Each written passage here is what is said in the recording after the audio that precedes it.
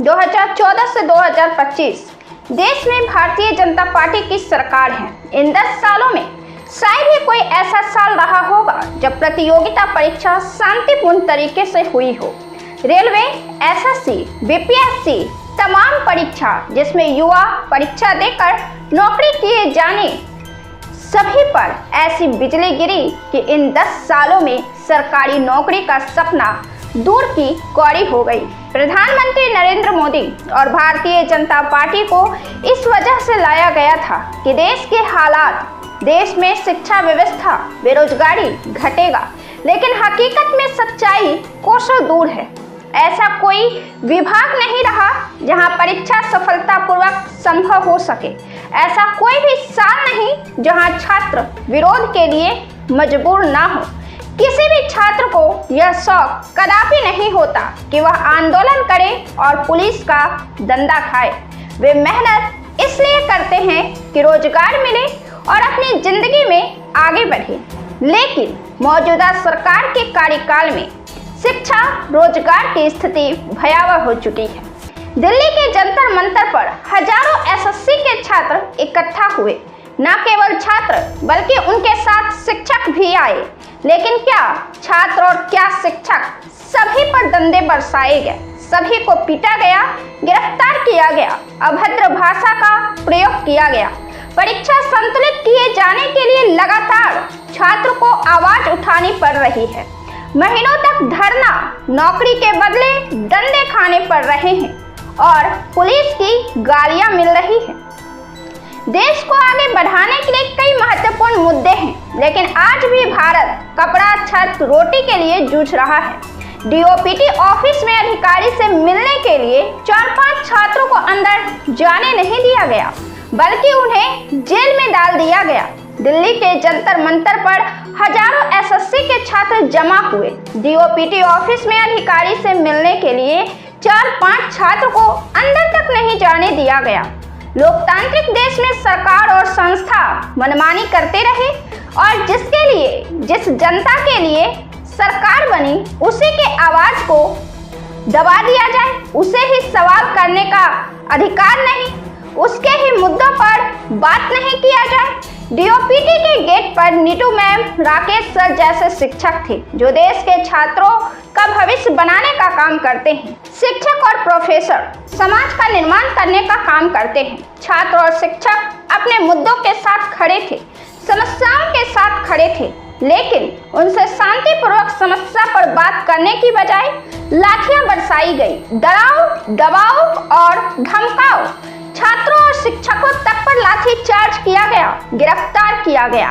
विश्व गुरु भारत की यह तस्वीर है। एसएससी छात्रों की मांग क्या थी और समस्याएं क्या थी? छात्रों का दावा है कि एसएससी फेज 13 में गड़बड़ियों की भरमार है।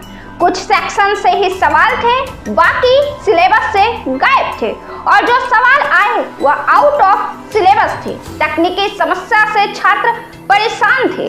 परीक्षा केंद्रीय लेवल का और व्यवस्था गंदे फुटपाथ जैसा। गरीब भारत की तस्वीर और दावा दुनिया के तीसरी अर्थव्यवस्था का। कहीं माउस खराब, कहीं कंप्यूटर खराब, कहीं इंफ्रास्ट्रक्चर खराब और कहीं रूम की स्थिति खराब। एसएससी को लेकर अब सोशल मीडिया पर छात्रों द्वारा इसे स्टाम्प सिलेक्शन कमीशन कहा जा रहा है। टीसीएस कंपनी से आधे दाम पर टेंडर एडिक्विटी को दिया गया और एडिक्विटी पर अभिनय सर का कहना है कि यह पेपर लीक के लिए ऑलरेडी पहले से फेमस है। पहले भी परीक्षा लेती थी, लेकिन इसको बैन कर दिया गया था 2020 में। मध्य प्रदेश में 2022 में पेपर लीक का आरोप इस पर लगा। 2023 में इस पर पेपर लीक का आरोप लगा। पेपर आधे घंटे देर से लाया गया। कहीं परीक्षा केंद्र देर से खुले तो कहीं शिक्षक नदारद थे। इस परीक्षा पर बवाल तो मचा ही हुआ है और इस बवाल के पीछे कॉर्पोरेट हाईजैक बताया जा रहा है। प्रतियोगिता परीक्षा देश में युवाओं का सपना होता है। कुछ अपनी परिस्थितियों के वजहों से इसमें शामिल ही नहीं हो पाते। कोई विभिन्न तरह के संघर्ष करके आते हैं तो कोई अपने अंतिम फेज में चल रहे होते हैं तो कुछ सिस्टम के शिकार बन जाते। प्रभात खबर में छपे एक आलेख में ऐसा खुलासा किया गया है कि आप चौंक जाएंगे। यह आकस्मिक नहीं बल्कि जानबूझकर परीक्षा देर से शुरू की गई या इसे रद्द कर दिया गया। पूरे प्रकरण पर पवन गंगा परीक्षा केंद्र के प्रभारी ने एक चौंकाने वाला आरोप लगाते हुए गड़बड़ियों के लिए पूर्व टेंडर कंपनी TCS पर उंगली उठाई है। हालांकि TCS ने SSC परीक्षा में गड़बड़ी वाले आरोप को झूठा और निराधार बताते हुए इसे खारिज कर दिया है।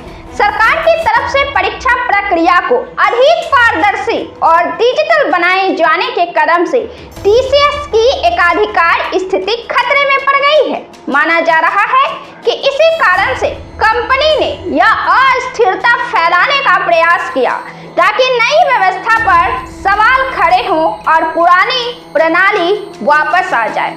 देश में संतुलित परीक्षा हो और परीक्षा तथा सिस्टम से जनता में संतोष हो, यह सुनिश्चित करना सरकार की जिम्मेदारी और जवाबदेही है।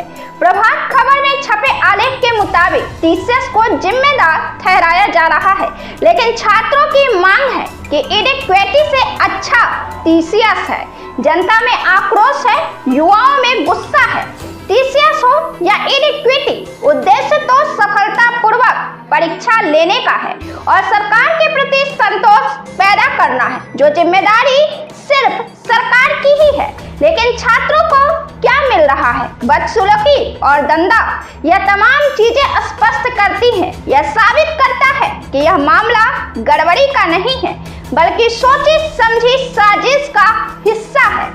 युवाओं के कैरियर से खिलवाड़ है और सिस्टम के भद्देपन की तस्वीर है। यह कोई संजोग नहीं बल्कि सोची समझी रणनीति के तहत परीक्षा को भ्रष्टाचार का धंधा बना दिया गया है। सिस्टमैटिक घोटाले के लिए खोदा गया यह कुआं